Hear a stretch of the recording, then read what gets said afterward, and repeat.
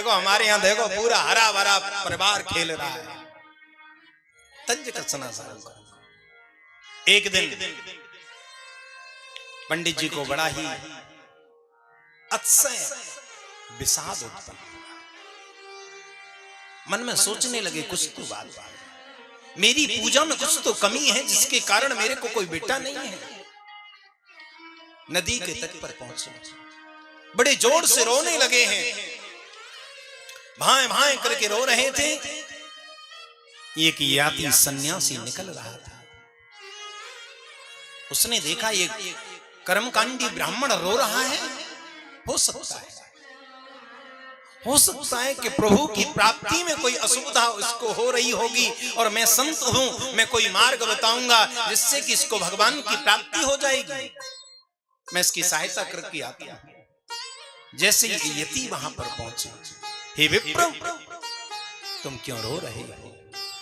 कथम रोदसी विप्रत्वम काते चिंता बलीयसी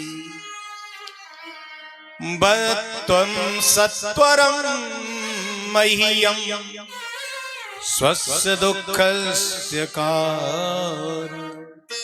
हे विप्रदेव क्यों रो रहे हो? क्या बात?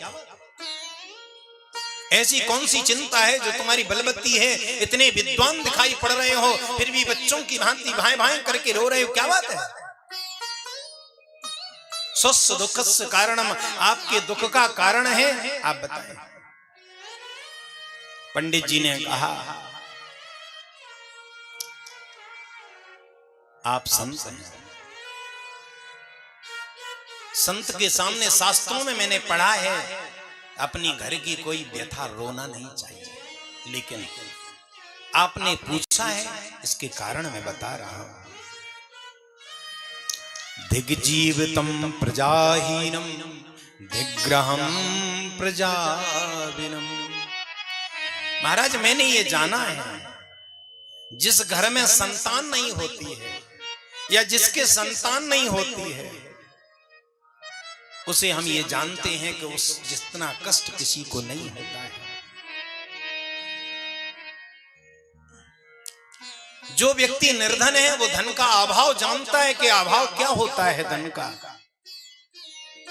और महाराज मैं गाय की सेवा बड़े निष्ठा पूर्वक करता हूं, आज तक उसको भी कोई बछड़ा नहीं हुआ या कोई भी बच्चा नहीं हुआ।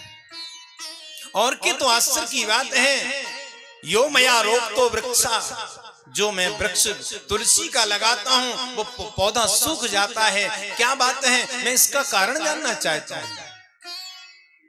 और आप संत हैं, आप चाहें तो आपके वचन को सत्य करने के लिए चाहे विधाता की बनाई हुई कुंडली को बदलना पड़े तो आपका वचन कभी असत्य नहीं हो सकता है। इसलिए हमें बेटा चाहिए। संत ने कहा कि देखो ऐसा है, मैंने तुम्हारी प्रारब्ध की रेखा को देखा है, इसलिए जो संतान की कामना को लेकर के जो प्रश्न कर रहे हो वो तुम्हारी चिंता जो बलवती है, जिसको तुम बड़ी बलिष्ठ मान रहे हो, उसको तुम छोड़ दो, विवेक से काम लो। तेज संसार वासनम, संसार के प्रति जो तुम्हारी प्रगाढ़ वासना है उसको त्याग दो, क्योंकि मैंने तुम्हारे प्रारब्ध को देख लिया है। शृणु विप्रमया ते अघम प्रारब्धम तु विलोकितम सप्त जन्मावधि तव पुत्रो नेव च नेव च।